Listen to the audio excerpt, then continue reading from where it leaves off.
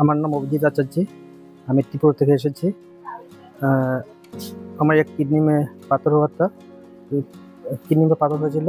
হওয়ার পর যে ইউরিনের লাইনের মধ্যে পাথরটা আটকে গেছিল, তারপর কিডনিটা ড্যামেজ হয়ে গেছে। তো ফার্স্ট টাইম আমি এখানে স্যারের সাথে দেখা করতে এসেছি।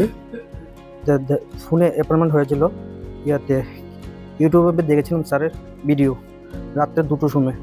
দেখে বললাম আমার ওয়াইফকে, স্যারই আমাকে ভালো করতে হবে। তারপর এখানে আসলাম। আসার পর স্যারের সাথে কনসাল্ট করলাম। স্যারে বললো কিডনি রিমুভ করতে লাগবে।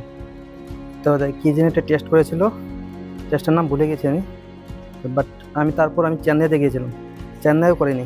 তবে এখানে এসে আমি ট্রিটমেন্টটা করেছি, কিডনিটা রিমুভ করেছি। তো স্যারের ভিডিও দেখে আমার ভালো লাগলো, স্যারের সাথে কথা বলে ভালো লাগলো, যার জন্য আমি এখানেই করাচ্ছি। এখানে পরিষেবা খুব ভালো আছে, সবাই ব্যবহার ভালো, সবাই আমাকে অনেক সাপোর্ট করেছে। ধন্যবাদ।